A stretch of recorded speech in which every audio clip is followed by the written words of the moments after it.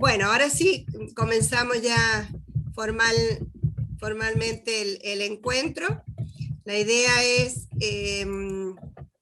poder tener un momento de reflexión particularizado a un área curricular específica como es la ciencia jurídica, la carrera de abogacía que ustedes están, y que los aspectos epistemológicos hacen que cada uno tenga que trabajar de manera particular a veces cada recurso que se van proponiendo, ¿no? Entonces, la idea era, en principio, poder hacer un breve momento para repensar el contexto en el cual estamos, cómo estábamos acostumbrados a trabajar en la presencialidad, donde estaba la enseñanza, o sea, con instancias muy marcadas y muy definidas, el profesor que enseña, que da la clase teórica, las actividades prácticas, el JTP que va y hace la práctica, después venía el parcial y el examen final, muy marcado cada uno de esos momentos. En una modalidad de educación a distancia, todos estos procesos se los integra de una manera que las actividades, la evaluación va siendo parte del proceso, y donde no están definidos materiales por los cuales se produce el aprendizaje, actividades, pero no está esta diferencia entre el profesor que da la teoría, el profesor que da la práctica, o esas instancias no están definidas de tal manera que puedan hacer un momento distinguido, ¿no? Como es en el presencial. Nosotros nos encontramos en esta instancia de un contexto híbrido, donde tenemos instalada una cultura de la presencialidad muy fuerte, pero que nos vemos obligados a trabajar en un marco de virtualidad, como lo hace la educación a distancia a pleno. Entonces, tenemos que empezar a ir encontrando estas nuevas formas, estas nuevas maneras de realizar el proceso de enseñanza-aprendizaje con la evaluación para que sea pertinente a la virtualidad y a los recursos tecnológicos con los cuales se cuenta. Entonces, me pareció muy oportuno tomar algunas bases teóricas. Si entramos a ver los distintos modelos, las teorías pedagógicas, generalmente nos cuesta a los que no somos de las ciencias de educación, pero como profesores universitarios, acostumbrados quizás a trabajar de manera excelente lo curricular, los contenidos, en esta instancia nos vemos un poquito en la necesidad de conocer algunos aspectos teóricos que tienen que ver con lo pedagógico. Entonces, yo he tomado un modelo, el modelo TEPAC, que es muy sencillo, pero que empieza a vislumbrar un poco por dónde comenzar. En este modelo toma y considera tres conocimientos: el conocimiento disciplinar propio, el pedagógico y el conocimiento tecnológico. Y vemos cómo las intersecciones van marcando ciertas particularidades, es decir, los recursos tecnológicos apropiados a una determinada disciplina van a brindar ciertas posibilidades. Pero si hacemos un poco el análisis de la intersección de los tres, vemos cómo podríamos lograr un proceso de enseñanza-aprendizaje en esa intersección de los tres conocimientos. Y ahí es donde está el verdadero desafío. cómo integramos lo pedagógico, lo tecnológico, a lo disciplinar, en el marco de ese contexto en el cual estamos. Por eso les decía que repensar las prácticas pedagógicas desde un contexto determinado, vamos a poder desarrollar bien nuestra propuesta. Sí, Ana, habías levantado la mano. Sí, solo pedirle a los compañeros que estamos acá si pudieran silenciar el micrófono porque se escucha, no sé, alguien trabajando con el teclado, por ahí perturba un poco lo que estás hablando. Ah, gracias, Ana. Gracias.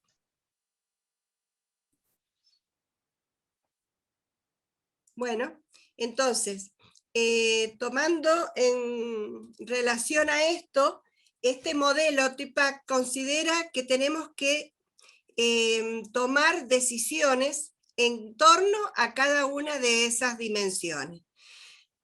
Lo primero es plantear decisiones curriculares, cuál es el tema, el contenido, los objetivos, el qué se quiere enseñar, ¿sí? Que eso es muy propio y ustedes lo van a ir definiendo. En función de ese tema, hay decisiones pedagógicas que tenemos que ir tomando, es decir, cómo, con qué, dónde, es decir, qué tipo de actividades se van a proponer para poder arribar al conocimiento y al aprendizaje de esos contenidos.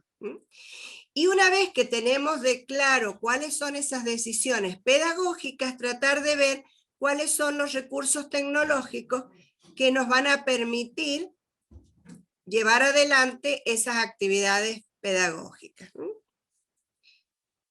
Entonces, vamos a partir de... ¿se ve bien la pantalla? Sí, perfecto. Sí, se ve muy bien. Bueno, vamos a partir de las decisiones disciplinares, como les decía, eso cada profesor lo define, elige su tema, cuáles son los contenidos que va a desarrollar, y un poco la presentación y el acompañamiento de hoy es en ayudarlos en la reflexión de estas decisiones pedagógicas que tenemos que ir tomando. ¿Qué es lo que podemos llegar a ir teniendo en cuenta? Como les decía en un principio, son muchas las teorías pedagógicas que podemos ir considerando. Yo estoy tomando solamente algunas pautas, ¿no? Que en el caso particular mío, lo saqué de la maestría de Tecnología Informática aplicada a la educación, en el cual fue muy importante poder trabajar con todas, digamos, estas pautas pedagógicas. No sé si le molesta la barra de... ¿Ustedes ven la barra mía negra con...? Sí, pero no molesta, Rosita. No molesta. No sé por qué no la puedo minimizar. No se ve. Está perfecto. Bueno, perfecto. Bueno, entonces, las decisiones pedagógicas, nos planteamos qué tipo de actividades nosotros vamos a hacer para que nuestros alumnos puedan ir acompañando este proceso de enseñanza.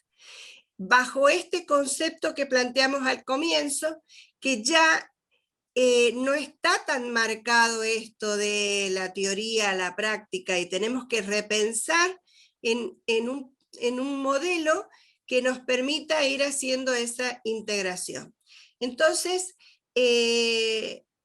lo primero es pensar qué tipo de habilidades cognitivas nosotros queremos que los alumnos puedan alcanzar con ese contenido. Es decir, que ese contenido que queremos enseñar, que los recuerden, es decir, poder memorizar esos conceptos, comprender, pero podemos ir avanzando e ir profundizando esos niveles de habilidades cognitivas hacia habilidades superiores. Es decir, que no solamente pueda recordar y comprender, sino que lo pueda aplicar a diversas situaciones, que pueda ser capaz de analizar, de juzgar cada uno de esos contenidos, poderlos evaluar, poder justificar cada una de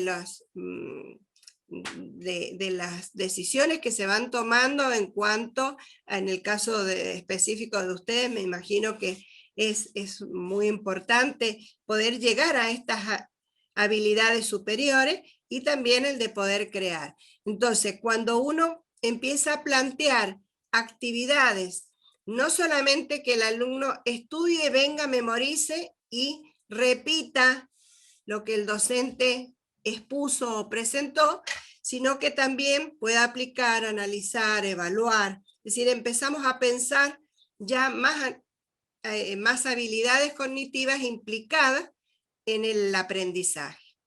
También hay otro que es parte de los niveles de comprensión, 4 niveles, ya los voy a explicar un poquito más adelante para que podamos verlo en detalle, pero también podemos ir avanzando en un nivel de contenido y avanzar en profundizar esos niveles hacia niveles que requieran de mayor aplicación de esas habilidades cognitivas. Entonces, una vez que decidimos y vemos qué niveles de comprensión, qué habilidades nosotros queremos que los alumnos desarrollen, también nos tenemos que plantear cuál va a ser el rol del docente y del alumno. Y en esto lo que decíamos, bueno, estamos muy acostumbrados al profesor de teoría, al profesor de práctica, al profesor que presenta los temas, y nos tenemos que poner a pensar cuál es el rol del estudiante. Si es estar atento a escuchar la exposición de un profesor, esto de estudiar, es decir, que pretenden memorizar y después en un examen ir y repetir, estamos considerando un rol más bien pasivo del estudiante durante todo el proceso de enseñanza, donde la parte activa es solamente cuando va a rendir el examen final. Bueno, la propuesta acá es que el alumno tenga un rol activo desde el comienzo. Durante todo el proceso de enseñanza, el alumno tiene que tener un rol activo. ¿Cómo vamos a lograr ese rol activo? Eso es lo que tenemos que tratar de ver. Y tenemos que pensar cuál es la dinámica. Es decir, ahora tenemos la posibilidad de la sincronía y la asincronía. Es decir, ya no hablamos de presencialidad o distancia, en este caso, que estamos en absoluta virtualidad. En el momento en que se pueda, podemos pensar en la presencialidad y no presencialidad, pero en esta instancia podemos pensar y empezar a tomar decisiones en qué hacemos en los momentos sincrónicos y qué hacemos en los momentos asincrónicos. Entonces esto nos lleva a tener que tomar decisiones en cuanto a esa secuencia didáctica, es decir, ¿qué hago primero? ¿Que le doy que vea un video y después que haga una actividad? ¿O tenemos un encuentro sincrónico donde explico toda una temática y después hacen ciertas prácticas? Bueno, ahí, repensar esa secuencia didáctica, cómo la vamos a ir desarrollando. Y en esto, bueno, hay diversos modelos. Está el modelo de la clase invertida o la clase tradicional, como decía recién, damos una explicación y después la práctica. Ya vamos a ver en profundidad un poquito más esto, pero en esta instancia, estas decisiones pedagógicas tienen que ver con esto, ¿no? Con tomarse un tiempo para poder ir pensando e ir definiendo cada uno de estos elementos. Para reforzar un poquito lo que estuvimos viendo de las habilidades cognitivas que podemos trabajar en esas decisiones, lo que he tomado es la taxonomía de Bloom, que está muy lindo para poder repensar al momento de pedir al alumno una actividad. Esto que hablábamos de cómo podemos partir de demandas cognitivas de nivel inferior a demandas de nivel superior, ¿no? Cuando el alumno puede no solamente recordar, sino que puede aplicar, que puede analizar en detalle cada uno de los conceptos implicados, lo puede justificar, puede poder emitir un juicio sobre la información que está aprendiendo y que pueda crear algo nuevo a partir de eso, ¿no?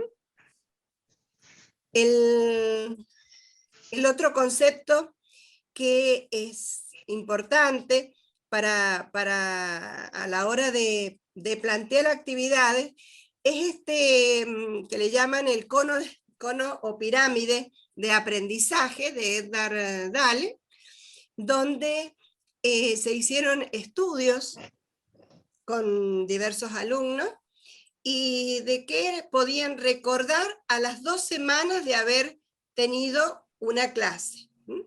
Entonces, las conclusiones fueron que a las 2 semanas de una clase, de lo que el alumno escuchó, solamente recuerda el 5%. El 10% de lo que leyó, un 20% de lo que vio, pero si activa, digamos, 2 acciones como escuchar y ver, ya puedes recordar un 30% de todo lo presentado. Si lo puede discutir, si lo puede decir, un 50%. Si puede hacer alguna actividad, el 75%, y si puede hacer y decir, un 90%. Este cono pirámide del aprendizaje a mí me pareció muy valioso a la hora de repensar cuando nosotros estamos dando una exposición y que el alumno solamente está o solamente escuchando, o en este caso, ¿no es cierto?, como están ustedes en este momento, si están escuchando y están leyendo y están viendo ciertas imágenes, se va reforzando. Pero si ustedes no se ponen después a querer armar una actividad en función de lo que yo estoy planteando, y dentro de muy poquito no se van a acordar seguramente de lo que yo les estoy planteando. Entonces, a mí me gusta tomar este concepto de prácticas de aprendizaje. Siempre hablamos de trabajos prácticos, actividades, pero Prieto Castillo, ya en el año 2000, planteó este concepto un poco también reafirmando el poder de las palabras, ¿no? Es una práctica de aprendizaje, es una actividad para aprender. Entonces, él asociaba este concepto de prácticas de aprendizaje como el camino por el cual transita la mediación pedagógica y comunicacional. Es la que va a permitir promover y acompañar todo el proceso de enseñanza y aprendizaje. Entonces, ya la práctica de aprendizaje no es un verbo, una actividad, escriba un texto, no, o sea, este concepto de práctica va con un marco que le indique cuál es el sentido que tiene para hacer todas las actividades que tiene que ir realizando y qué es lo que va a aprender después que realice todas esas actividades. Entonces, es un concepto que marca un modo de plantear la enseñanza, ¿no? El modelo didáctico y las decisiones pedagógicas a tomar, ¿no? Entonces, para ir integrando un poco lo que estamos trabajando y hacia lo que queremos lograr, que es poder definir un modelo didáctico apropiado y que nos permita no solo salir de la emergencia de virtualidad que tenemos hoy, sino que nos permita aprender para, si tenemos que volver a la presencialidad, poder quedarnos con la riqueza y la potencialidad que tiene ciertas prácticas. Entonces, la idea es invitarlos a que puedan repensar estas prácticas de aprendizaje, plantearlas desde qué habilidades cognitivas queremos que el alumno desarrolle en esa práctica o que se pongan en juego en esa práctica.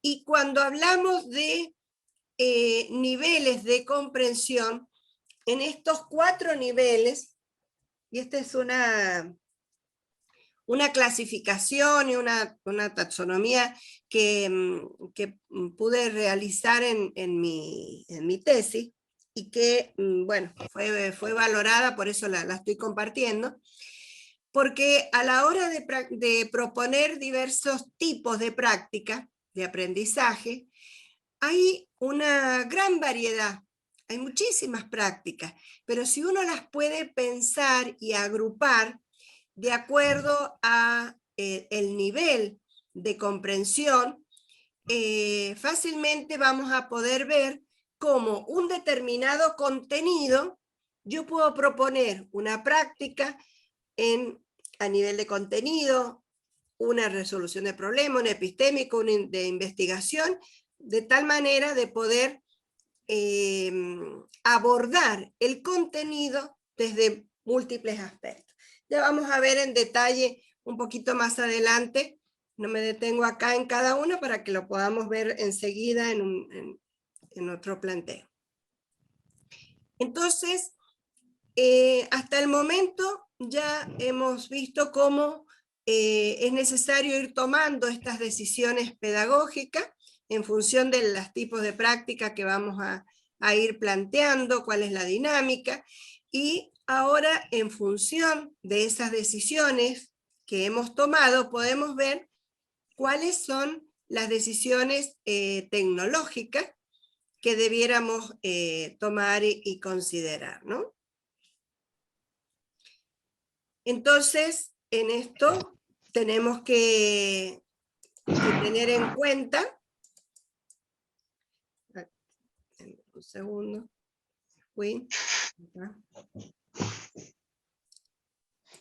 cómo las decisiones tecnológicas pasan por conocer qué recursos tecnológicos, en primera medida, poder conocer qué recursos tecnológicos tenemos para que, de acuerdo a las decisiones pedagógicas que hemos tomado, veamos cuáles son las más apropiadas. Ustedes ya, bueno, quizás mucho de esto ya... Hay un micrófono que está prendido. Hay un micrófono que está encendido y creo que es de Ángel. Ay, sí. Rosita, vos lo podés silenciar también. Sí, Silenciarlo. Sí, ahora ya voy a poner para que directamente al ingresar...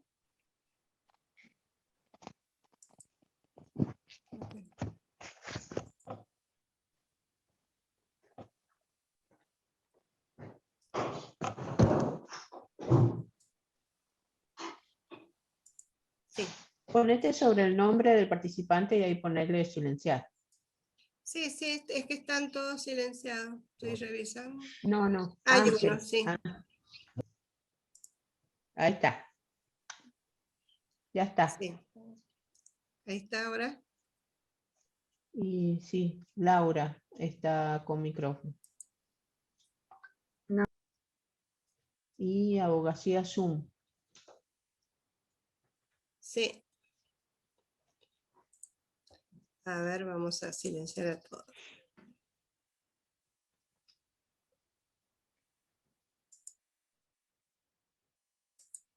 Bueno, continuamos entonces.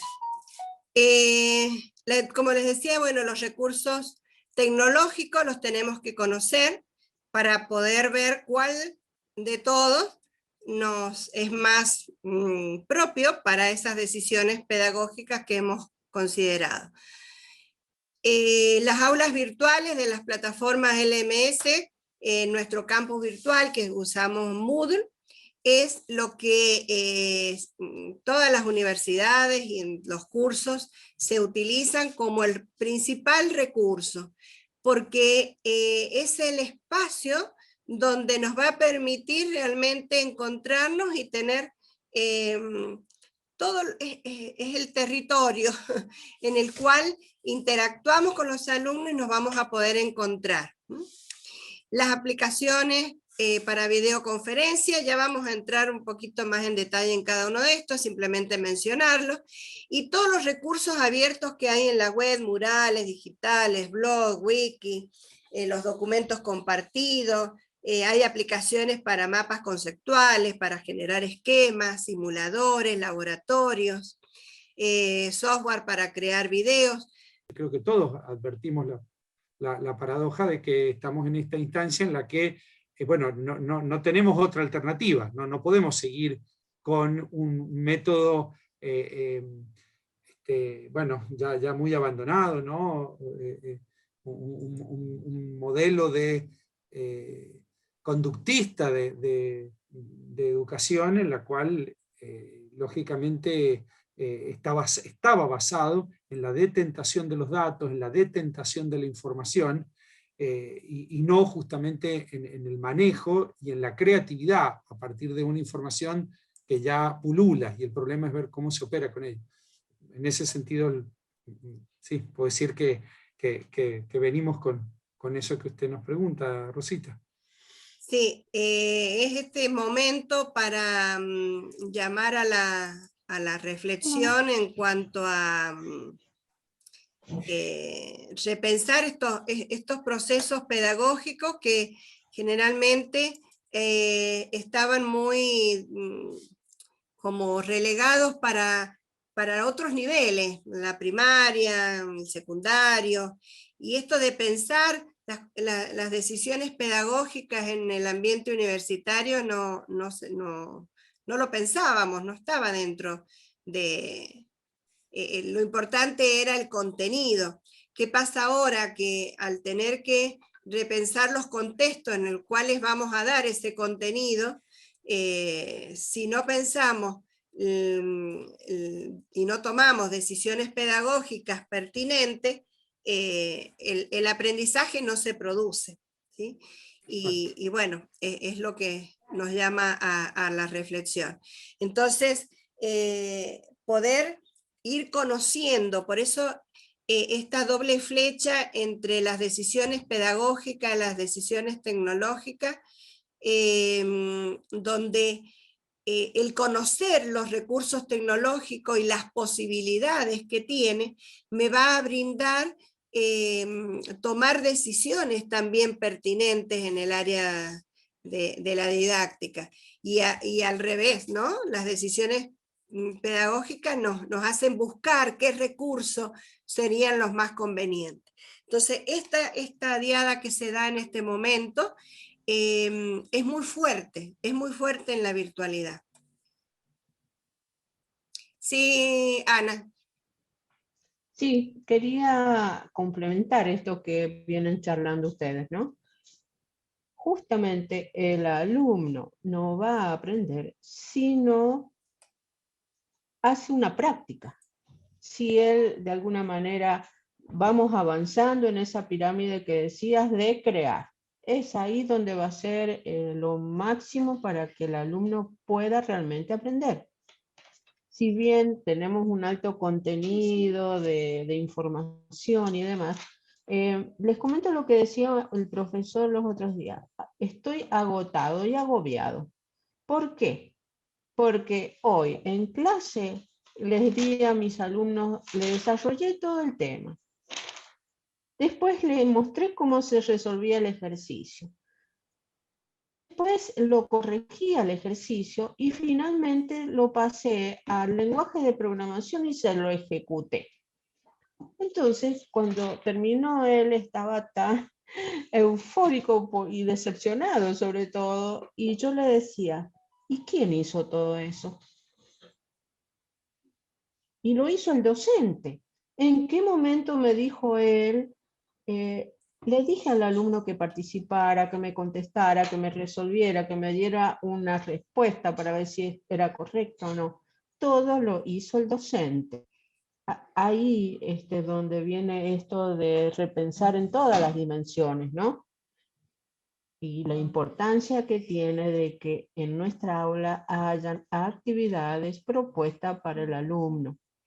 Mientras va realizando una tarea, otra tarea en este proceso de formación, va a avanzar y va a adquirir el conocimiento en alguna instancia.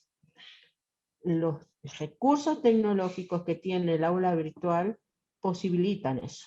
Ahora está la creatividad del alumno para usarlos, y está muy bien lo que dice Rosita, que yo tengo que conocer todas las herramientas que tiene mi aula virtual, porque me da tantas posibilidades, pero bueno, para eso tengo que conocerla y para eso tengo que tomar un tiempo para aprenderlas y configurarlas, porque tiene cada una de las herramientas una serie de ítems para configurar, a ver si yo quiero una actividad individual, si quiero una actividad grupal, si quiero con tiempo, si quiero sin tiempo, si quiero que la repita, si no quiero que la repita, el puntaje. Entonces, si yo quiero una buena planificación de todo mi proyecto educativo, tengo que formarme.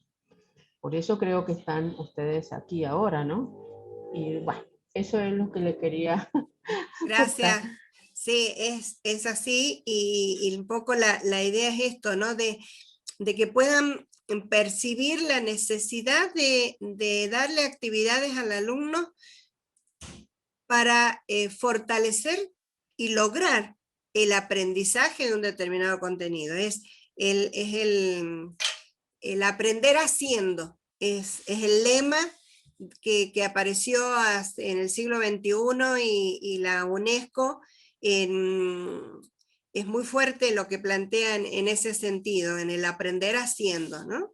No solamente el de escuchar a alguien una explicación y después repetir esa explicación, sino esto de ir más allá. Y creo que el siglo XXI y el contexto actual nos moviliza muchísimo, y estas habilidades cognitivas que tenemos que tener, que no podemos reproducir en lo anterior porque ya no nos sirve en muchos casos, y tenemos que arribar hacia nuevos conocimientos, nuevas formas.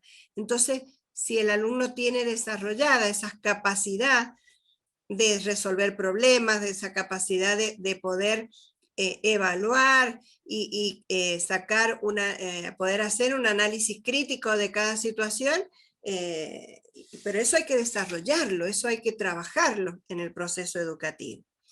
Entonces, un poco como estamos en este momento viendo, así como conocimos algunos aspectos pedagógicos, ahora en esta instancia me voy a centrar un poco en las decisiones tecnológicas.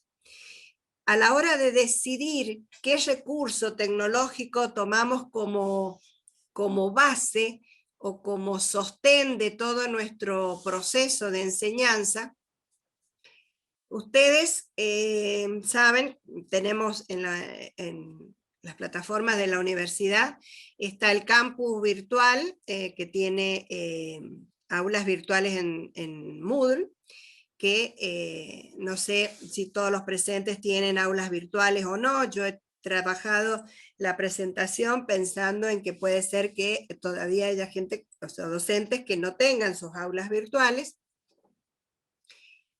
Y por otro lado, están las salas de videoconferencias donde la universidad instaló un sistema, conferencias.rsj.edu.ar, que se puede ingresar de manera independiente a las aulas. Pero acá es donde viene un tema que lo vamos a profundizar y charlar bien, porque estas salas de videoconferencia que nos han dado una solución y nos presentan una posibilidad de encuentro con los estudiantes de suma importancia, vemos que tenemos que tener ciertos lineamientos o pautas para ver cómo trabajarlas de manera adecuada y que no vaya a generar mayores inconvenientes. Entonces, estas salas de videoconferencia tenemos distintas alternativas. Trabajarlas dentro del aula virtual o de manera externa, accediendo a el enlace que genera esas salas.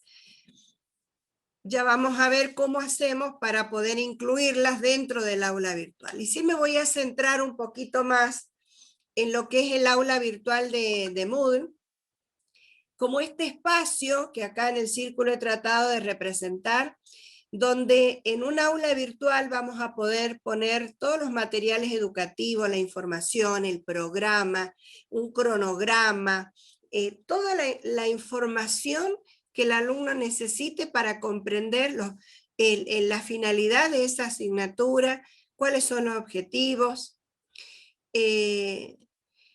Otro espacio que podemos y que hay recursos que lo permiten para todo lo que es mecanismo de comunicación a través de foros, sala de bebé, las salas sincrónicas que las podemos incluir dentro de estas aulas virtuales. Vamos a tener recursos para poder incluir evaluaciones, tareas, cuestionarios, y una serie más que después la vamos a ver en detalle, pero que mostrarle que en un espacio virtual, acá he puesto un ejemplo de lo que sería un aula virtual, donde en cada una de estas pestañitas, no está un poco chiquito, un poquito claro, pero podemos organizar y sistematizar toda la información de la asignatura. Es decir, el alumno ingresa al aula virtual y tiene por unidades, por temas, la organización que cada uno quiera darle. Y con etiquetas poder ir dividiendo y tomando cuáles son los materiales, las actividades, los espacios de comunicación. Entonces, si nosotros organizamos bien estas aulas virtuales, el alumno entra y tiene todo ahí. Cuando nos comunicamos o por WhatsApp o por una sala de videoconferencia donde lo único que tiene es un enlace, o por ejemplo lo completamos con un correo electrónico, pero después los correos del alumno o en el grupo de WhatsApp, cuando empezamos le mandamos toda la información, le mandamos los materiales o un video o un PDF, después se le borró, se le llenó la memoria, no tiene los materiales. O sea, son múltiples las desventajas de usar solamente la sala de videoconferencia. Cuando nosotros tenemos en un aula virtual, dentro del aula virtual, la sala de videoconferencia, el alumno tiene que entrar al campus. Para entrar al campus se tiene que registrar. Tiene que validar su identidad. Entonces, en el momento que lo tenemos dentro del aula virtual, sabemos quién es. Con la posibilidad de que dentro del campo virtual están los registros de todo lo que todas las personas que están dentro, todos los usuarios dentro del campus virtual, todas las actividades que van haciendo, donde uno puede hacer un levantamiento a bajo nivel de los logs, se llaman, de todas las interacciones que han habido y cuál es el número de IP de cada una de esas interacciones. Es decir, que hay un control de identidad importante que se hace cuando estamos trabajando a través de un campus virtual. En este momento, la universidad está en un proceso de mejora que es poderlo asociar y articular con el SIUB. Todavía no lo hemos podido hacer porque el SIUB tiene la versión actual, es la versión 2, tiene que migrar a la versión 3, que se está trabajando y se ha hecho un importante avance en la migración al Guaraní 3, y ese Guaraní 3 tiene un sistema de validación de usuario que va a permitir que los usuarios, para poder ingresar, tengan que hacer esa validación de identidad previa y recién poder ingresar. Entonces, cuando el alumno se inscriba en el SIU, listo, automáticamente queda registrado en el campus y toda su documentación. Ese es el paso que por ahora nos está faltando. O sea, tenemos la identidad que damos cuando registramos, cuando el alumno se registra, que tomamos toda como si en este momento el alumno tiene que hacer una doble inscripción por el SIU y por el campus. La idea es que después solamente tenga que hacer una sola inscripción y que con esa sola se pueda ya trabajar sin tener que volverse a inscribir. Esto lo señalo fuertemente porque no es lo mismo en el caso de la sala de videoconferencia, que si tiene el enlace, cualquier persona que tenga el enlace puede entrar. Y la validación no es el nombre que la persona quiera poner a cuando ingresa. Entonces, no tenemos manera de saber quién es. Entonces, poder avanzar en este proceso va a ser muy importante para poder ir evitando muchas problemáticas y que ya han ido sucediendo, ¿no? Acá les traía, para los que no tienen aulas virtuales, se tienen que registrar en el campus, si no tienen todavía nombre de usuario y contraseña, y después en la página del CIED, cied.unsj.edu.ar, ahí están los formularios que pueden completar para solicitar el aula virtual de la cátedra. Y hay otra serie de solicitudes que pueden hacer, pero estos son los pasos principales para poder solicitar un aula virtual. Y aquellos que todavía no se han animado, pueden tener un aula de experimentación, que le llamamos, donde pueden ir practicando, ir viendo cómo pueden ir armando y después, bueno, ya diseñar su propia aula virtual. No sé si alguien quería hacer alguna pregunta, me pareció escuchar algo. Rosita, Juan Carlos. Sí. Sí, ya Juanpa. tuve el problema el año pasado y lo estoy teniendo este año también. Espero que se solucione pronto. Porque yo tengo más alumnos en el campus virtual, ya he tomado un parcial y la lista que me sale en el SIU, por ejemplo, me aparecen 83 alumnos, y en el campus virtual tengo 245, 48. Sí. Sí, lo que sí hemos estado viendo que hay todavía muchos alumnos que no se les ha pasado las debidas matrículas. O sea, he estado ahí en contacto con lo que es el departamento de alumnos y tienen que todavía actualizar mucha información para que el SIU quede debidamente todo completo. Por eso el tema es poder trabajar mucho con el SIU para que nosotros podamos tener esa vinculación. Eso es algo que CONEAU lo exige y que tenemos que trabajar fuertemente. Yo vengo desde el año pasado trabajando o insistiendo muchísimo en eso. Es algo que CONEAU nos va a observar si no lo logramos resolver.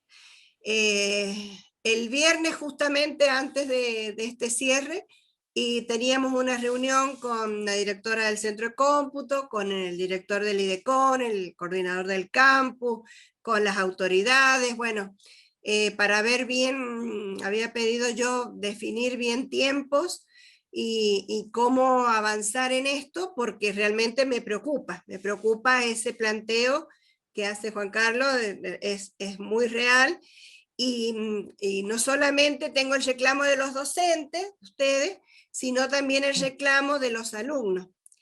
Sí, Rosita, muchos alumnos me han escrito que tienen aprobado, pero no tienen pasada la regularidad. Bueno, ahí es algo que hay que ver cómo terminamos de resolver. Sí. Claro, yo tengo que entregar planilla definitiva el 26 de junio. Sí, mi materia es cuatrimestral. Claro, los tiempos los define en cada unidad académica, cómo van a trabajar, pero hay que hacer un trabajo coordinado para que no se den estas situaciones. Realmente me preocupa y me aflige mucho esta situación, es decir, bueno, de tener 200 y pico en un aula y no saber quiénes son realmente, porque lo del SIU es lo que tiene que definir quiénes son los que realmente están en condiciones. Así que bueno, lo que quisiera transmitirle es que sabemos del problema, es algo que urge darle solución y estamos tratando de ver de qué manera lo vamos a ir resolviendo. Pero es una conjugación entre los departamentos alumnos de cada unidad académica y el centro de cómputo para resolver la situación en el Guaraní 2 en el que está. Independientemente de eso, hay que seguir trabajando para poder hacer la articulación correspondiente, es decir, que directamente podamos, ya el alumno queda matriculado en las aulas virtuales y no tenga que automatricularse. Esto es lo que tenemos que tratar de resolver. ¿Sí? ¿Se entiende? Y bueno, transmitirles esto, ¿no? De que conocemos y sabemos de la problemática y que tenemos que trabajar fuertemente en superarlo, ¿no? Rosita, sí. Permítame. Sí, por favor, sí, sí. Hay un comentario. También es importante que los profesores sepamos que la automatriculación no es algo que se pueda deshacer a costo cero, ¿no? Porque muy a menudo nos preguntan, lo hemos conversado con varias autoridades departamentales, los profesores en relación, bueno, pero ¿por qué se permite eso? Y bueno, se permite eso justamente para que exista un acceso a los recursos del aula virtual sin que el docente tenga que instrumentarlo de manera, yo diría, artesanal, es decir, claro, uno por uno. Y es ahí, bueno, es ahí el título de esta reunión, las problemáticas en contextos masivos, porque muchas veces esto se enfoca desde una perspectiva totalmente entendible, ¿no? Es decir, de carreras donde un equipo de cátedra maneja 30, 40, 50 alumnos. Ahora, el año pasado nosotros hemos tenido aulas virtuales de 700 alumnos, ¿bien? Donde se automatriculaban 700 alumnos. Claramente, superando, como decía recién el profesor Pandiela, la posibilidad de inscripción. Ahora, también tenemos en el SIU inscripciones de 200, 250 alumnos, y a un profesor lo exponemos a un equipo de cátedra a una matriculación de tipo uno por uno controlando, prácticamente estamos en otro tipo de problema, es decir, sería como elegir un problema por otro, ¿no? Eso me parece que también es importante que los docentes lo contemplen, porque es una realidad muy específica de las carreras masivas. Y yo recuerdo muy bien cuando usted el año pasado consultó, Rosita, acerca de la mecánica de la automatriculación, y sabíamos que iba a suceder esto, que el alumno no se iba a autolimitar en función del régimen de correlatividad, se iba a inscribir en materias conforme al interés o a su curiosidad, pero desgraciadamente, bueno, tenemos que trabajar también con esa ética del estudiante, también es importante decirlo, porque claro, si un estudiante que está ingresando se inscribe en las 36 materias que tenemos, bueno, directamente colapsa, no hay sistema que aguante, ¿está bien? Es decir, no está previsto el sistema para una actitud no responsable en el manejo desde el estudiante, también hay que decirlo. Bueno, creo que también lo mismo pasa en la presencialidad. Nosotros tenemos en nuestras aulas alumnos que no sabemos cuando si están cumpliendo el régimen de correlatividades, y están ahí y es posible que rindan y demás. Y bueno, no tenemos por ahí la forma, cuando estamos hablando masivamente, de ir controlando uno a uno. Acá se ha replicado, digamos, eso también, justamente por lo que decía acá Conrado, ¿no? De, Sí, sí, dar el Ana, peso a una actividad o a la otra, ¿no? sí, Hasta que simplemente esto ya más formal a través del SIU.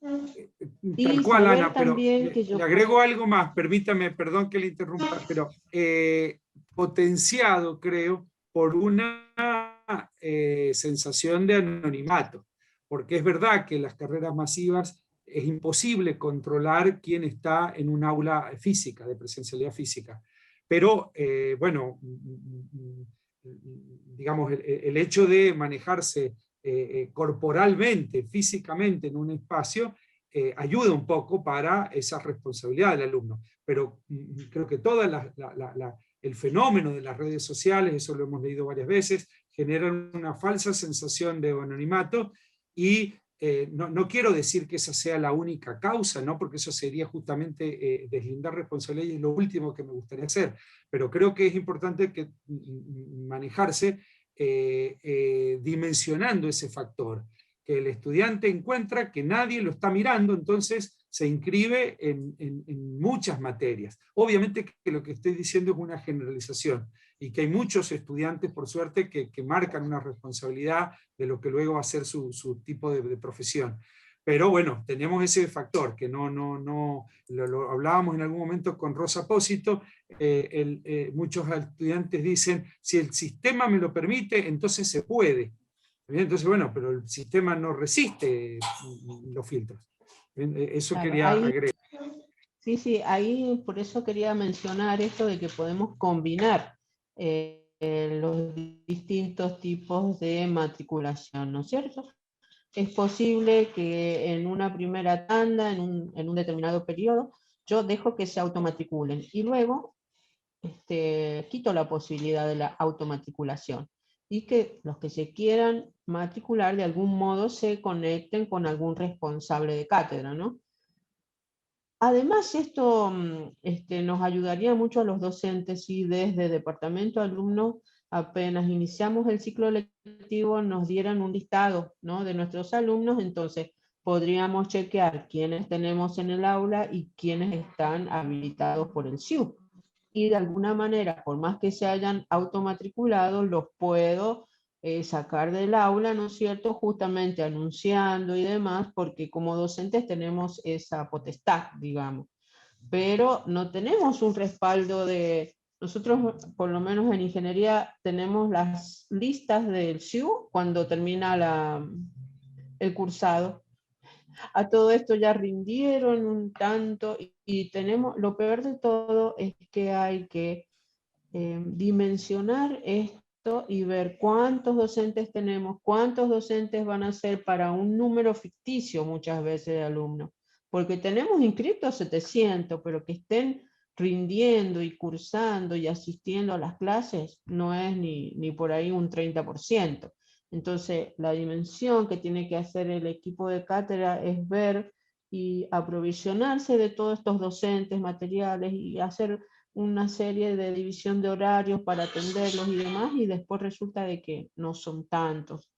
Y bueno, sí, es toda una problemática. Supongo que ya se va a solucionar cuando tengamos la conexión con el SIU. Por ahora, nada nos está ayudando, digamos, los docentes. Ni el SIU, ni el departamento de alumnos con listados que nos permitan verificar quiénes están en nuestras aulas y así quedarnos con los que realmente cursan. Hay docentes que dicen, yo no quiero automatriculación, y de hecho la han deshabilitado. Por ahí ellos lo hacen manualmente si son pocos, o lo hacen a través de planilla cuando tienen inscripción vía Google y mandan la planilla y uno les da las altas masivas. Bueno, son decisiones. Lo importante acá es saber que tengo varias posibilidades y las puedo combinar, ¿no? podemos darle un código por ahí, solo los que se comuniquen con el docente. Bueno, todas esas cuestiones van a ir disminuyendo esto, que como dice Conrado, es como que no, los alumnos hacen lo que quieren y los docentes no estamos, o el sistema no los está monitoreando de alguna manera. Y sí, llega esa sensación a todos. Bueno. Sí, acá entra en juego aspectos que tienen que ver con los valores y lo actitudinal. En los 4 pilares que plantea la UNESCO para desarrollar la enseñanza-aprendizaje, uno es el saber hacer, el saber ser y el saber estar con otros. Y sostiene que cualquier acto educativo no puede dejar de lado ninguno de esos 4 pilares. Los llaman, si ustedes lo buscan en internet, los pilares de educación planteado por UNESCO, van a ver la importancia que es trabajar el saber ser y el saber estar con otros. Y bueno, y como docente nos toca desde a veces en la cátedra un comunicado, por favor, los que no corresponda o los que sí corresponda. O sea, empezar a tener muy en cuenta todos estos otros aspectos y esta formación integral del alumno, para que podamos crear conciencia de que no es hacer lo que se quiera hacer, se hace lo que corresponda. Y bueno, sabemos que estamos en un contexto complicado, pero creo que la enseñanza en valores no las podemos dejar de lado y tener presente esto, ¿no? Como docente. Así que bueno, este aspecto de la matriculación, como dice Ana, saber que existen varios métodos, la automatriculación con un código y la matriculación por planilla. Es decir, si tenemos la planilla con los datos correspondientes, se les da el alta a la planilla. El tema es lograr esa planilla. ¿Quién tiene esa planilla de los verdaderos? Si la logramos, lo hacemos por ahí, tenemos resuelto el problema. El tema es, porque si el docente, que hacen mucho, le pone un formulario para que el alumno se inscriba, y es lo mismo, porque se va a inscribir y es exactamente el mismo camino. Tiene que venir por el lado de la inscripción formal que se debe hacer en el SIU. Ese debería ser el camino correcto, digamos, y a lo que tenemos que tender para solucionar. Así que bueno, en principio poder disponer de estas aulas virtuales, saber cómo se nos incorporan los alumnos. Este aspecto de las salas de videoconferencia, de poder trabajar y reconocer que dentro de la lista de recursos que tiene el aula virtual, tiene la sala de videoconferencia para poderla incluir como un recurso más dentro del aula virtual. Entonces, si uno mira acá no hay ni un enlace, o sea, el alumno tiene que entrar con usuario y clave al campus, entrar al aula virtual y recién ahí entrar a la sala. ¿Sí?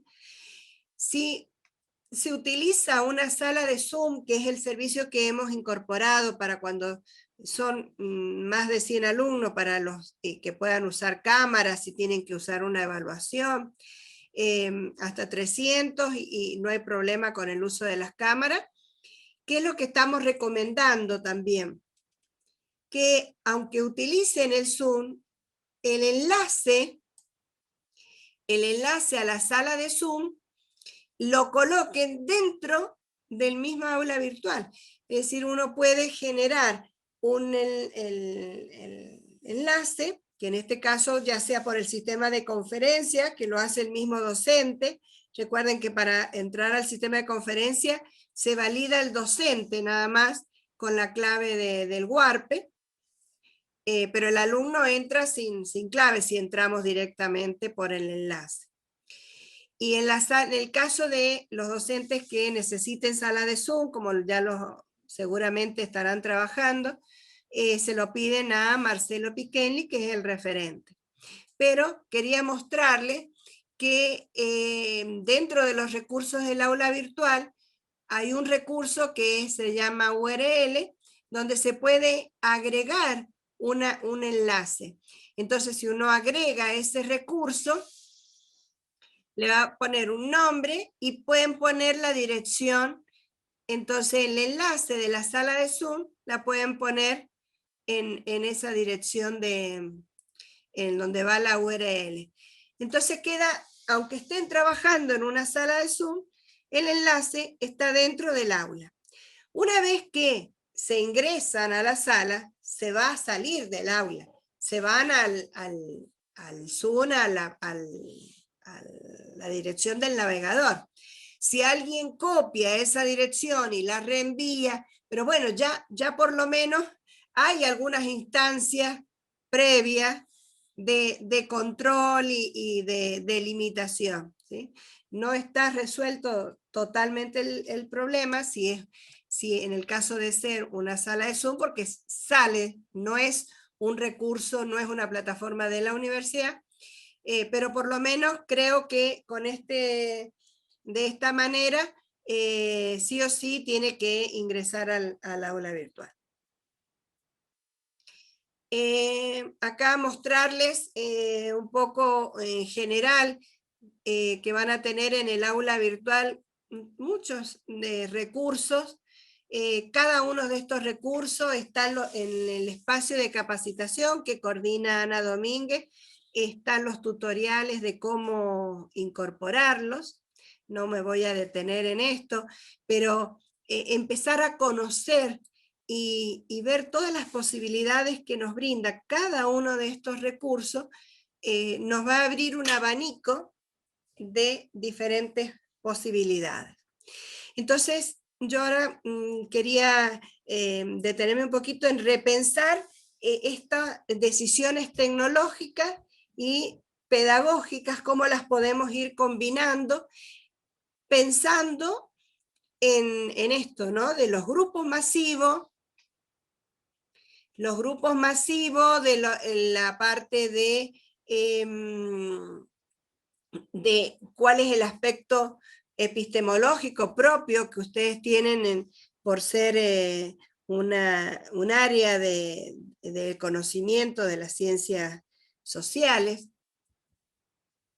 Entonces, por ejemplo, para ir tomando y ir bajando a lo concreto, la idea acá es empezar a plantear, o sea, no podemos en un encuentro plantear grandes desarrollos. La idea en esta capacitación o en este encuentro que estamos teniendo es poder dar ciertos disparadores que los ayude a ustedes a pensar, a imaginar, a crear propuestas. Entonces, por ejemplo, si nos paramos en ese nivel de contenido, que es el conocimiento y práctica referente a datos, procesos, la parte conceptual en sí, hay diferentes tipos de práctica. La práctica de paráfrasis es cuando le hacemos preguntas o el alumno tiene que reproducir un texto en función del concepto dado, donde podrá usar alguna terminología propia, pero donde se presta mucha atención y mucha importancia a la terminología técnica que esa disciplina, esa asignatura le esté requiriendo. Es decir, trabajar a nivel de contenido es importante. El tema es no quedarse solamente con este nivel. Ya vamos a ver otros ejemplos. Entonces, poder plantear prácticas de ejemplificación, donde acá en el cuadrito verde señala un poco esto, que lo que se pone en juego acá es la inteligencia analítica, esta capacidad de razonar, de relacionar, pero se dejan de lado otras habilidades que son las que vamos a ver en los otros niveles superiores. Y cuando pensamos, por ejemplo, en los recursos tecnológicos, cada uno de estos recursos tecnológicos que podemos usar, que están en el aula virtual, nos abren múltiples posibilidades. Un recurso que se puede utilizar y que van a ver que son múltiples las aplicaciones, el foro.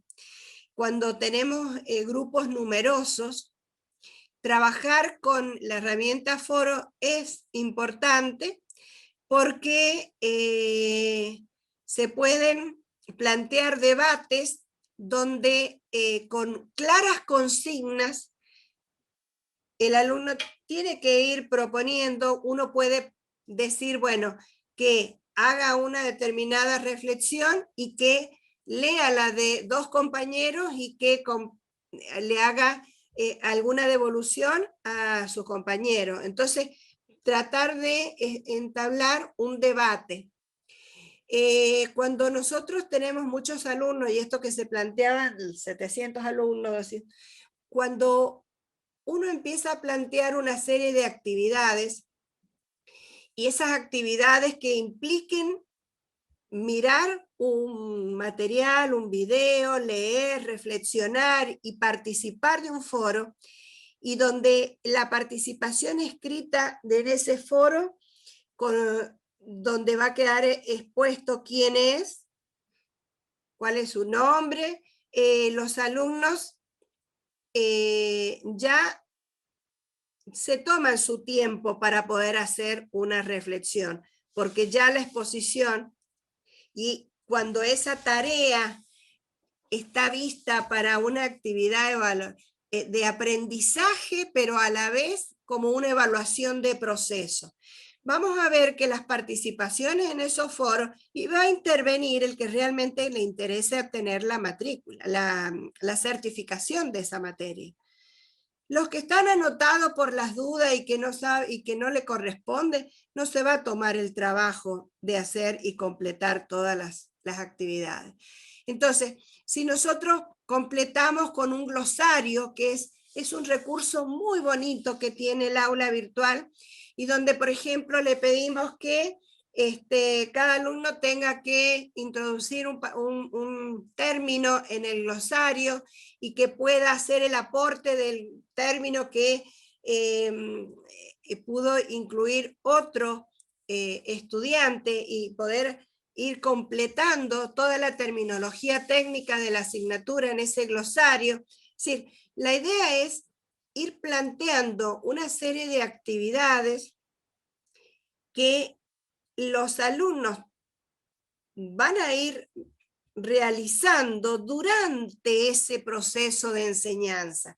Es decir, acá donde podemos ver bien que más allá de que el profesor, ya sea en un encuentro sincrónico, le haya explicado, le haya dado las pautas principales de la asignatura, el alumno tenga que ver un video, tenga que leer una cierta bibliografía, que pueda extraer un cierto contenido y participar, ¿sí? Entonces, ahí, en esos recursos tecnológicos, es donde va a estar de manifiesta la actividad del alumno, y no es un alumno pasivo hasta el momento del examen final. Entonces, si pasamos al otro nivel, que es el de resolución de problemas, no solamente quedarnos a nivel de contenido, una práctica de aplicación, es decir, podemos también en un foro, una tarea, en un documento compartido, en un mural digital, que ese también es un recurso, si bien es externo al aula virtual, pero también está muy bueno poder conocerlo para poderlo aplicar. Entonces, cuando podemos plantear una práctica donde el alumno con ese documento que leyó o esa explicación del profesor tenga que resolver una situación concreta. Y acá es muy importante también plantear, por eso son las prácticas de interacción, trabajos en grupo. Entonces uno puede plantear que trabajen en grupo. Es más, se podrían poner salas de bebé dentro del aula virtual para que los alumnos tengan sus reuniones internas y que armen un trabajo y que lo puedan presentar, que puedan armar una práctica que es buena. Es decir, si uno tuviera que evaluar a 700 alumnos, me imagino que uno por uno, tener que escucharlos para verificar cuánto es lo que realmente aprendió, es una tarea imposible. Pero si nosotros vamos planteando una serie de actividades, la misma plataforma pueda ir haciendo la autocorrección, que pueda ir haciendo el seguimiento, fácilmente vamos a poder ir viendo cuál es el recorrido de ese alumno a lo largo de todo el cursado.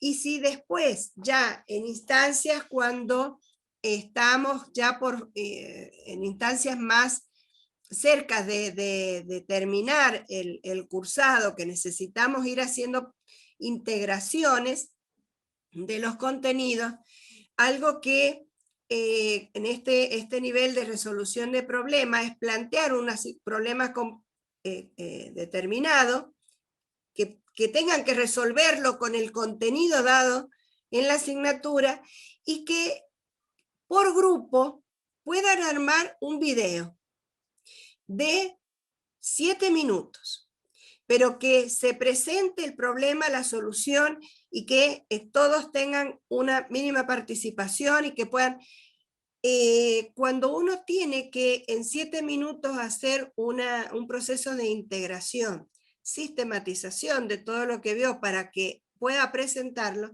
entonces el docente, bueno, en videos de 7 minutos que tenga que ver y evaluar por grupos, donde el alumno tenga que ir exponiendo, ir presentando, también es una posibilidad donde no solamente está dado por responder un cuestionario de 15 minutos.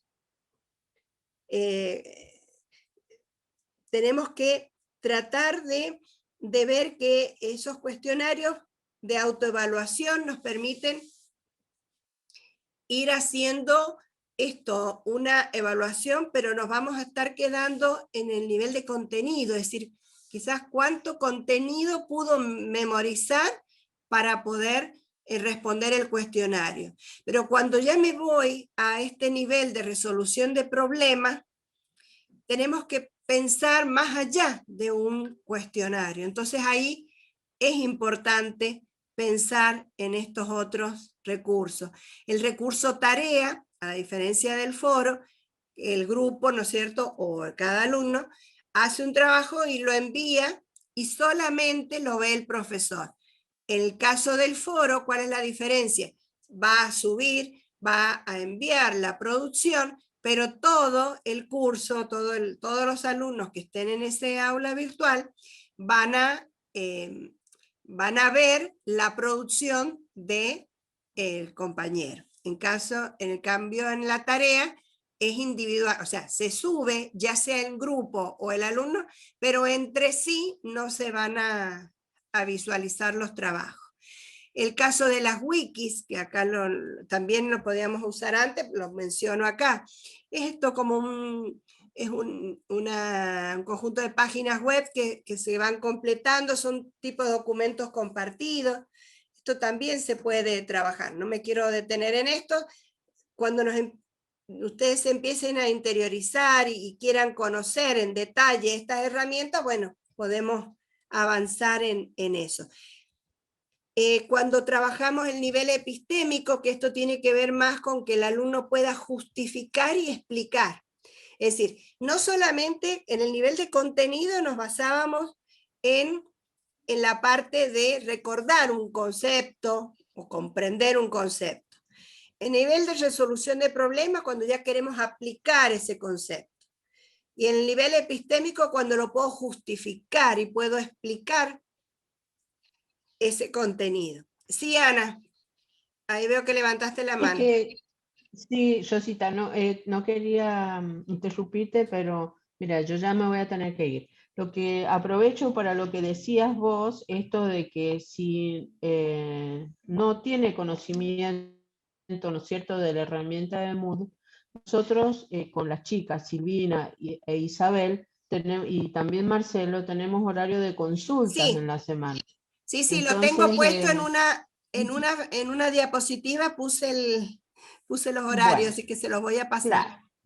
claro. Bueno, si no hicieron las capacitaciones en este semestre, el deber de organizarse, de hacerla en el semestre que viene, y mientras tanto, las dudas que tengan en función de esto que le estás explicando vos, estamos disponibles, digamos, para las dudas que ellos tengan, ¿no? Para charlar y despejar las dudas que tengan ellos.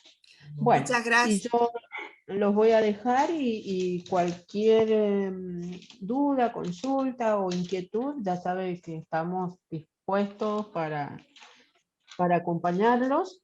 Y sería yo lo que les recomiendo, porque acá Rosita está nombrando un montón de recursos tecnológicos que si ustedes los conocieran y lo podrían sacar el máximo provecho. Y en las capacitaciones eso es lo que hacemos, ¿no es cierto? Enseñar estas posibilidades que nos dan los recursos. Entonces queda la invitación para el semestre que viene, y si no, pueden mirar la presentación, el video de cada recurso tecnológico, que inclusive si van rindiendo la evaluación, van obteniendo un certificado de posgrado. Así que bueno, para los jóvenes y demás que necesitan mejorar su currículum también les va a venir bien, además del conocimiento, ¿no? Entonces, bueno, yo me despido de ustedes y espero que sea de mucho beneficio lo que hoy van a ver con Rosita. Muchas gracias, Ana. Y bueno, Ana es nuestra coordinadora en la parte tecnológica y responsable de todo el plan de formación, así que totalmente dispuesta siempre. Muchas gracias, Ana. Y bueno, ahora Muchas simplemente gracias, es Ana. una Buenas tardes. presentación y dejar abierto puertas para seguir, ¿no? Sí, no sé, ¿alguien iba a comentar algo? No, yo nada más saludé a Ana y agradecí la participación. Sí. Bueno, muchas gracias a ustedes. Gracias. Bueno, en esto, ¿no? Ver cuáles son estas habilidades mentales, estos procesos mentales, cuando el alumno puede analizar, relacionar, hacer síntesis, comparaciones, promover esa inteligencia analítica en cuanto a ese contenido que nosotros queremos enseñar. ¿Sí? No solamente el recordar, sino cómo puede avanzar en esos niveles o habilidades cognitivas.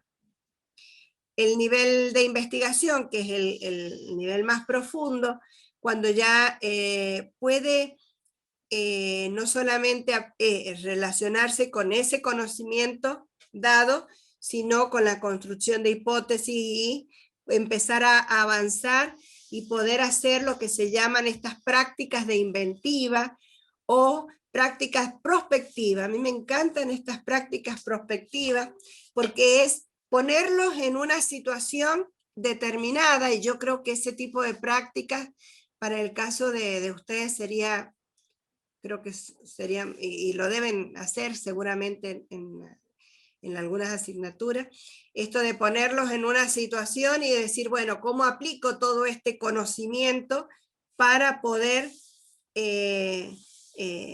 resolverlo?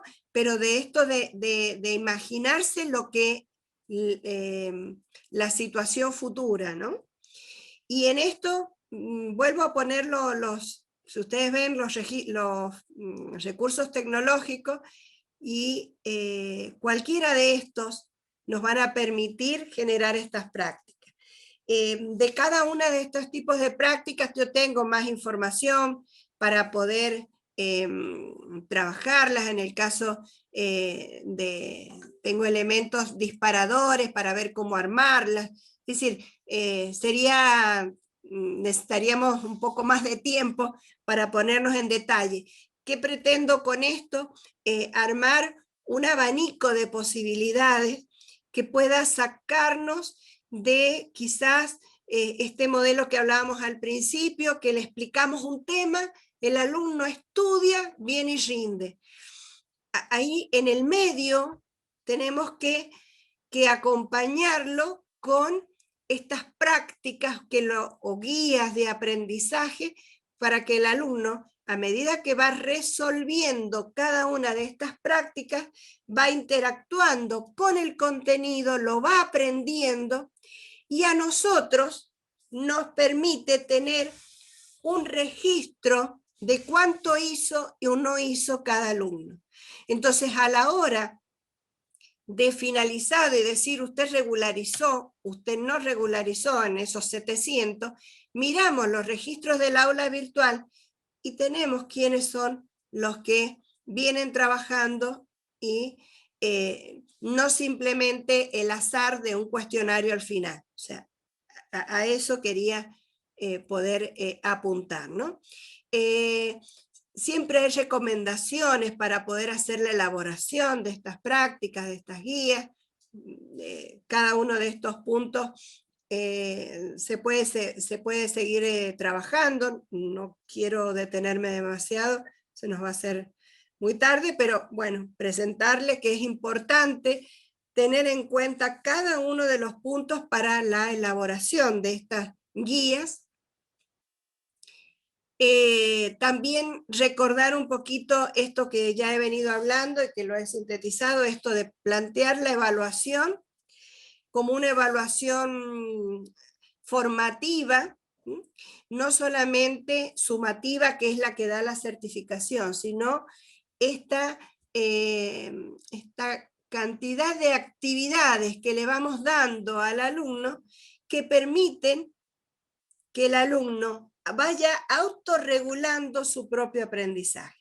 Esta concepción de evaluación que Annie Hobbes lo señala muy bien en este concepto es cómo el alumno tiene que ir recorriendo ese camino, y es en ese camino de su aprendizaje donde va dejando rastros, se le llama, ¿sí? Va dejando su accionar.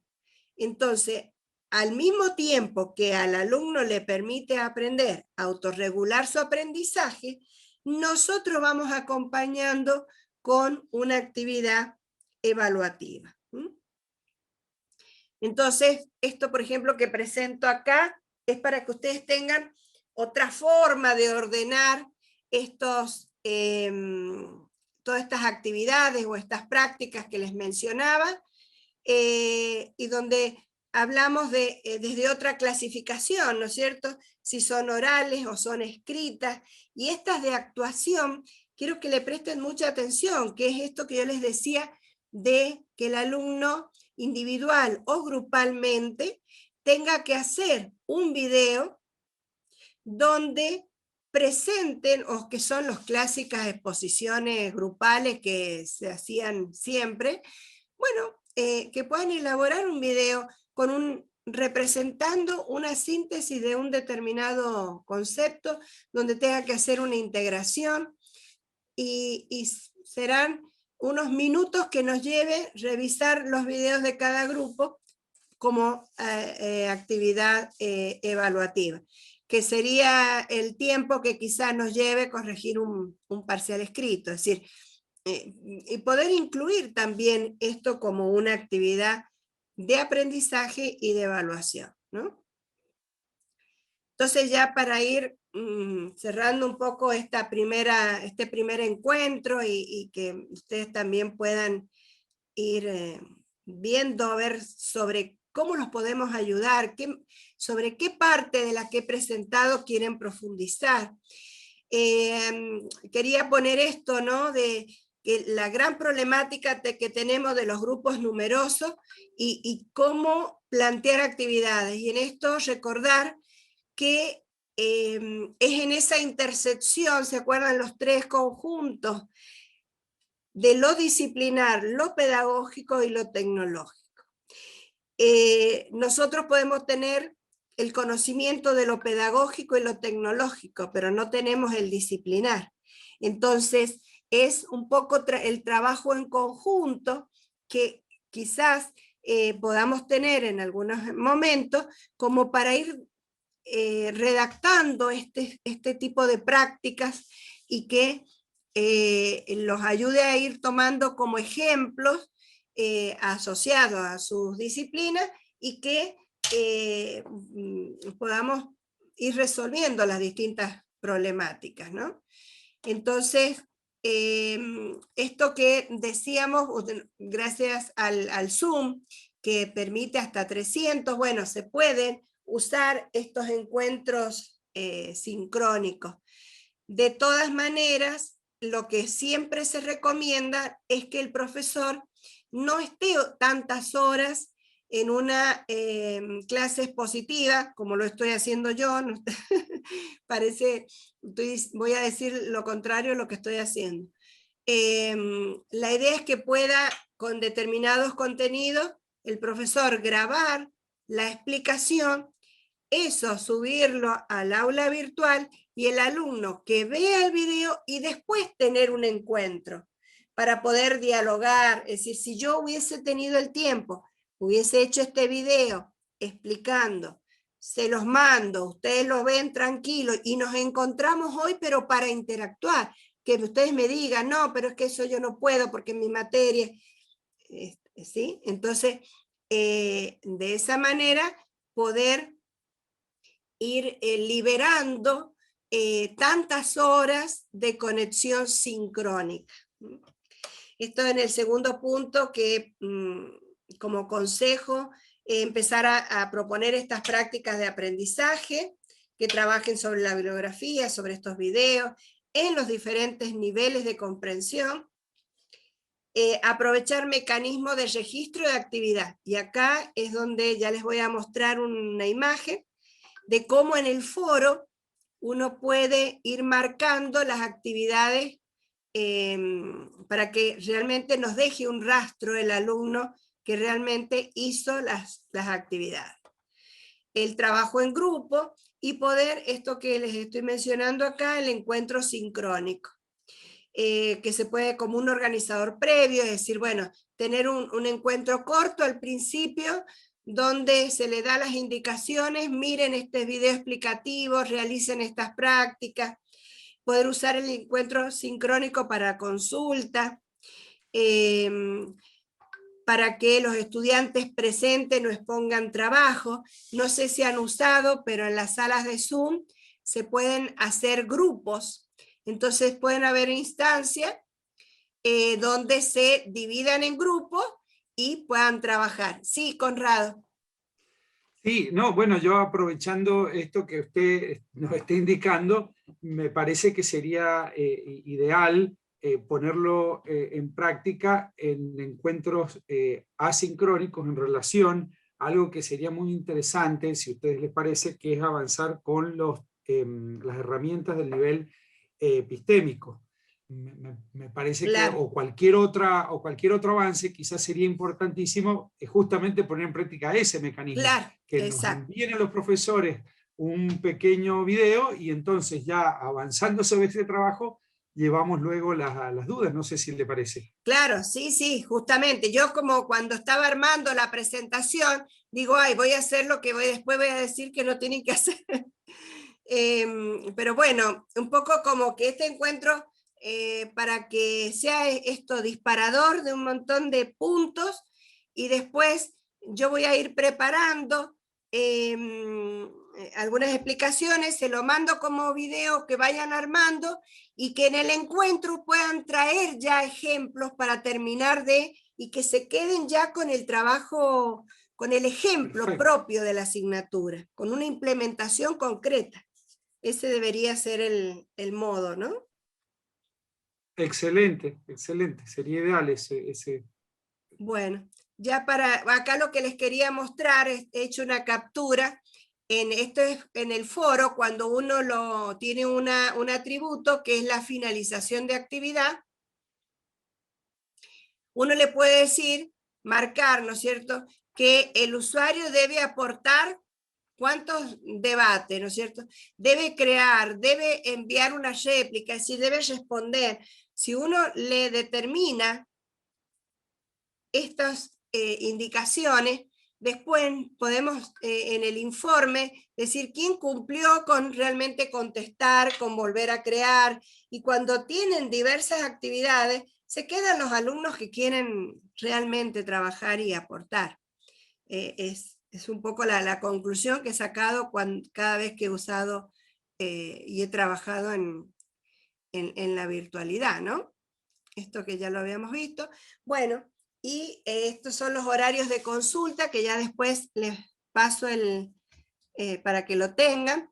Está entrando el espacio de capacitación. Ustedes ingresan ahí y van a tener en la sala de BBB para la consulta. Y tienen un horario. Lo que sí les pedimos que les avisen, le manden un mensajito al celular, porque les puedo asegurar que tenemos todos esos horarios y realmente no los aprovechan, los docentes no van a consultar. Así que bueno, nos gustaría que, no sé ahí, sí, Conrado, perdón. No, no, muy sencillo, ¿le puedo tomar una captura y dispararlo a los docentes al horario de consulta? Sí, sí, lo tengo en un flyer, bueno. así que lo tengo en el celular, bueno. Ya lo mando entonces y lo tiene. Bueno, perfecto, porque, gracias. Una cosa, Rosita, sí. En el caso mío particular, no hace falta que se comuniquen conmigo. Yo a las 10 de la mañana, los viernes, abro la sala y me quedo, porque yo estoy con la computadora, así que tengo la sala abierta. Si entra alguien, si no tienen que avisarme. A las 10 de la mañana entran a la sala y yo voy a estar ahí. Perfecto. Así que bueno, la idea es que aprovechen estos horarios. Les puedo asegurar que cuando lo pusimos, decíamos, bueno, son tantos docentes, son 2000 docentes. No entra nadie. Y estamos desaprovechando la posibilidad que así, personal, mano a mano, puedan trabajar con cada una de las personas del plantel de capacitación y ayudarlos a generar video, a generar prácticas, a crear el aula. Bueno, la idea es poderlos acompañar y como les dije en es muy rápido, bueno, son casi 2 horas, pero es mucho el contenido quizás dado de manera muy rápida, sin mucha reflexión por parte quizás de ustedes, pero quería plantear el disparador de que hay mucha variedad de cosas que se pueden hacer. Entonces, no quedarnos simplemente con un cuestionario y con el uso de la sala de bebé para pasar una presentación y explicar a los alumnos. Ese debería ser el principal, digamos, concepto que debería quedar ahora como disparador de todo lo que podemos seguir trabajando de ahora en más. No sé si alguna pregunta. Solo reforzar la idea, Rosita, si me permite, sí. de que es una primera aproximación y por eso justamente lo extenso y lo abarcativo y creo que es sumamente atractivo lo que hemos visto y desafiante. Son muchos más los recursos que lo que nosotros conocemos de ellos. Y creo que el conocimiento de esos recursos nos va a permitir poner en crisis útilmente una pedagogía de la enseñanza del derecho que, insisto, yo estoy totalmente convencido que debe dejar atrás. Podemos prácticas superar aprovechando estos mecanismos que estaban antes de la situación sanitaria, pero bueno, que dado la situación sanitaria, en buena hora que los podemos reunir. Eso, lejos de complicarnos la situación, insisto, es una oportunidad, y a eso yo creo que convoco a todos los profesores del claustro, bueno, en realidad de toda la universidad, pero a los profesores de abogacía, porque creo que nos va a beneficiar mucho, y agradezco infinitamente la disponibilidad de ustedes para esa